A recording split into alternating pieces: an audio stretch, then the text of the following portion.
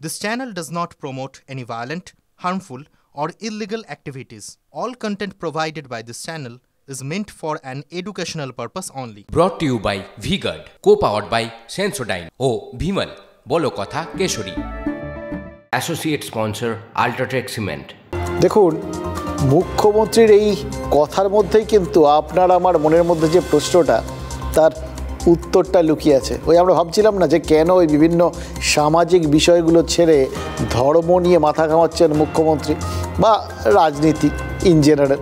এবার এইটার ব্যাপারে বিরোধীদের দাবি মুখ্যমন্ত্রীর এই যে এই বক্তব্য সেটা আসলে ওই সংখ্যালঘু সম্প্রদায়কে কোথাও গিয়ে এই বার্তা দিতে যে আমি তোমাদের সঙ্গে রয়েছি, আমি কাউকে ছাড়ছি না, ওদের সঙ্গে নেই, কিন্তু এটা কোথাও গিয়ে সংখ্যালঘু ভোটটাকে কনসলিডেট করতে, একজোট করতে, নিজের তরফে রাখতে এই বক্তব্যটা তিনি রেখেছেন। এবার এটা শুনেও তো মনের মধ্যে একটা প্রশ্ন আসাটা স্বাভাবিক।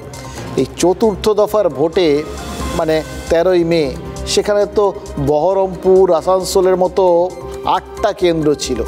এর মধ্যে ধরুন বহরমপুর, সেটা তো আবার কোথাও গিয়ে সংখ্যালঘু সম্প্রদায়ের তাদের ভোটিং পার্সেন্টেজ অনেক বেশি। সেইখানটায় তাহলে তার কোনো আগ্রহ ছিল না নাকি ওখানে ইউসুফ পাঠানকে প্রার্থী করে মুখ্যমন্ত্রী ভেবেছিলেন এতেই পুরো কাজটা হয়ে গেছে, এটাই যথেষ্ট? আরেকটা মতো আছে জানেন তো, ইউসুফ পাঠান নর্মাল কোর্সে বহিরাগত, এটা আপনারা সবাই জানেন। দুজন বহিরাগতকে প্রার্থী করেছে তৃণমূল, একজন ইউসুফ পাঠান আর একজন কীর্তি আজাদ। এবার এই ইউসুফ পাঠানকে বহরমপুরে প্রার্থী করা হচ্ছে, যেখানে অধীর রঞ্জন চৌধুরীর মতো হেভিওয়েট ক্যান্ডিডেট রয়েছে।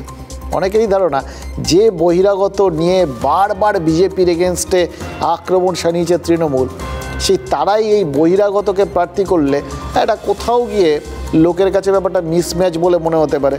এবং তার মধ্যে আবার অধীর রঞ্জন চৌধুরী, তার তুলনায় এমনিতে ইউসুফ পাঠানের নাম ডাক সব কিছু আছে, কিন্তু অধীর রঞ্জন চৌধুরীর সঙ্গে যদি রাজনীতিক হিসেবে তার তুলনা করেন তাহলে তার নম্বরটা নিশ্চিতভাবেই অনেকটা কম থাকবে। তাই দেখে অনেকে কিন্তু আবার এটাও ধারণা করছেন আসলে এর মাধ্যমে কি হাজার হোক জোটসঙ্গী, তো ওই বৃহত্তর ক্ষেত্রে জোটসঙ্গী, এখানে কি সেই বন্ধুকৃত্য বা জোটকৃত্যই করলেন খানিকটা মমতা বন্দ্যোপাধ্যায় ইউসুফ পাঠানকে প্রার্থী করে? এরকম বিভিন্ন প্ল্যান এ, প্ল্যান বি, ওই যে শুনলেন মমতা বন্দ্যোপাধ্যায় বলছিলেন, সেগুলো রাজনীতিতে সব ক্ষেত্রেই থাকে।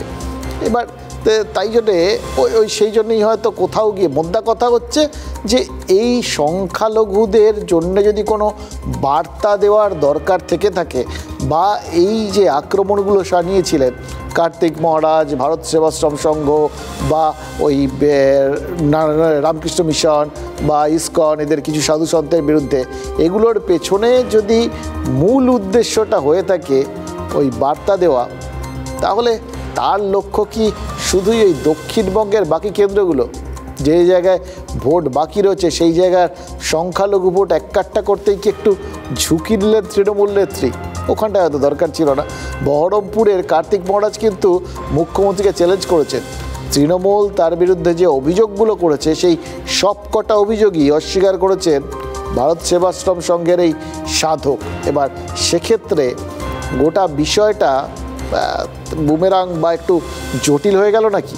ভারত সেবাশ্রম সংঘ বা ইসকন বা রামকৃষ্ণ মিশনের প্রতি যোগ্য সম্মান বা মর্যাদা বা শ্রদ্ধা নিশ্চিত করে আমাদের আছে।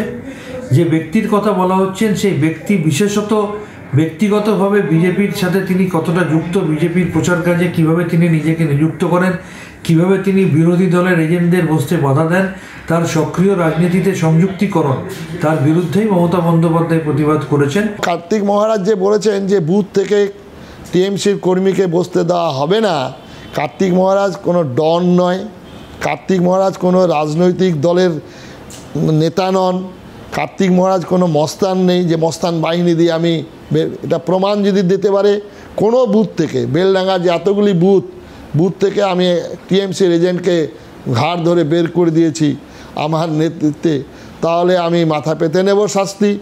এটা সম্ভবও মিথ্যা, কোনো জায়গায় এরকম ধরনের কাজ কাণ্ডজ্ঞানহীন কথা আমি বলিনি। কে কার্তিক মহারাজ অতলি আমার মাথা ব্যথা না, কার্তিক মহারাজ বিরাট কোনো মহারাজ না, তাকে নিয়ে এবার বিরাট প্রতিদিন আমাকে আলোচনা করতে হবে। সে রাজনীতি দলের লোক, গেরুয়াধারী রাজনীতি দলের লোক, কখনো তৃণমূলকে সমর্থন করে, কখনো বিজেপিকে সমর্থন করে, সবাই জানে এটা। তাকে নিয়ে এত আলোচনা করে তাকে আমি মহান করতে পারবো না। Brought to you by V-Guard, co-powered by Sensodyne ও ভিমল, বলো কথা কেশরী। Associate sponsor UltraTech cement.